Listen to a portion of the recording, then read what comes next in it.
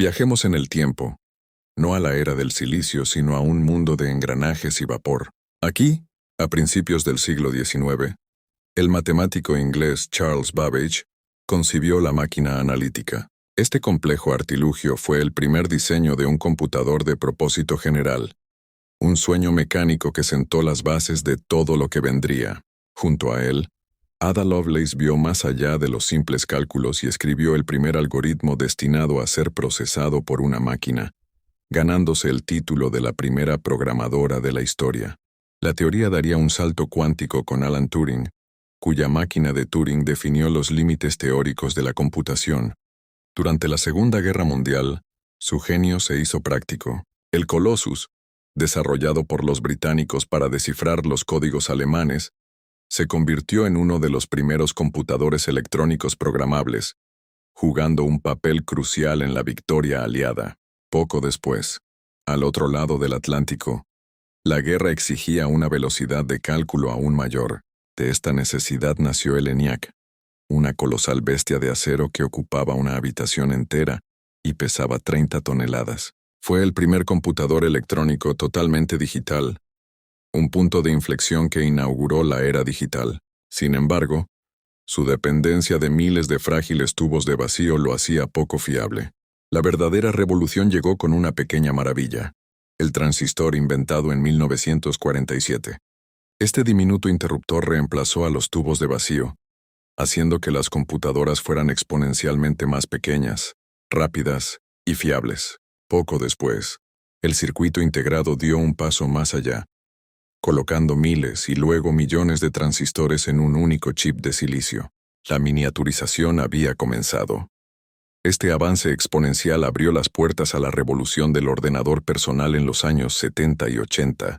Visionarios como Steve Jobs y Bill Gates soñaron con poner una computadora en cada escritorio. Empresas como Apple y Microsoft lideraron la carga, introduciendo interfaces gráficas de usuario y el ratón, transformando estas complejas máquinas en herramientas intuitivas.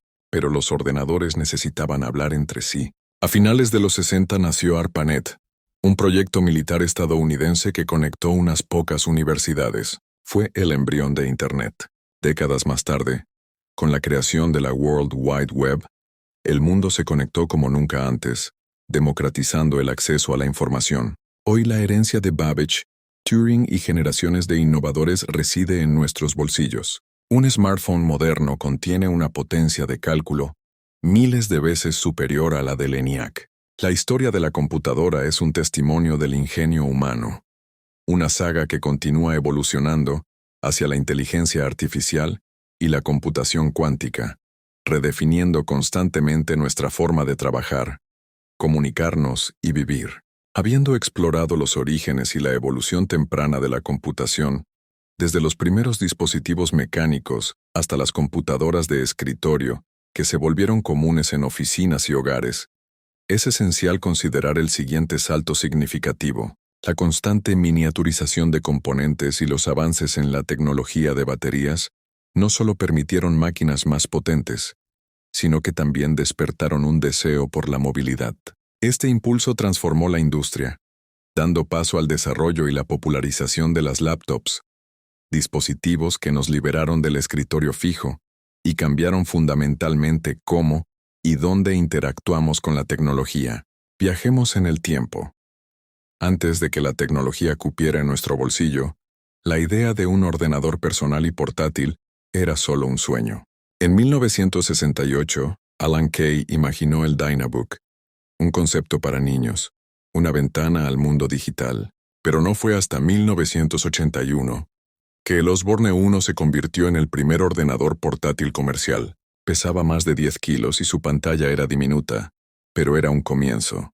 Poco después, el Get It Compass introdujo el diseño de concha que usamos hoy, tan avanzado que incluso la NASA lo utilizó en sus misiones espaciales.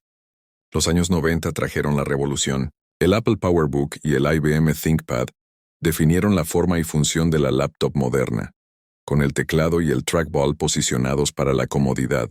Con la llegada de Windows 95 e Internet, las laptops pasaron de ser una herramienta de nicho a un dispositivo esencial para el trabajo y el hogar. El nuevo milenio trajo la conectividad Wi-Fi, liberándonos de los cables. Los diseños se volvieron más delgados, ligeros y potentes. El MacBook Air en 2008 marcó un antes y un después en la portabilidad. Hoy, vivimos en la era de los ultrabooks y los convertibles 2 en 1, dispositivos que pesan apenas 1 kilo, con baterías que duran todo el día y un poder de procesamiento que desafía a los ordenadores de sobremesa. De un sueño futurista a una herramienta indispensable, la historia de la laptop es la historia de cómo la imaginación humana hizo que el poder de la computación fuera verdaderamente personal y portátil. Sin embargo, la verdadera revolución no fue solo el hardware.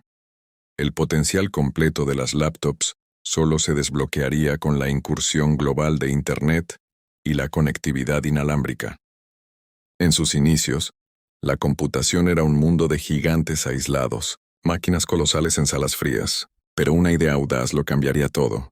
Conectar estas mentes de silicio. Así nació ARPANET, la semilla de una revolución global uniendo investigadores y compartiendo recursos como nunca antes. El verdadero poder llegó con un lenguaje universal, el TCP/IP, que permitió a las redes hablar entre sí. Poco después, la World Wide Web democratizó el acceso, transformando la información en un recurso global. Ya no se trataba solo de conectar máquinas, sino de conectar a la humanidad a través del conocimiento. Luego la computación se liberó de los escritorios. La era móvil y la nube pusieron un poder sin precedentes en la palma de nuestra mano.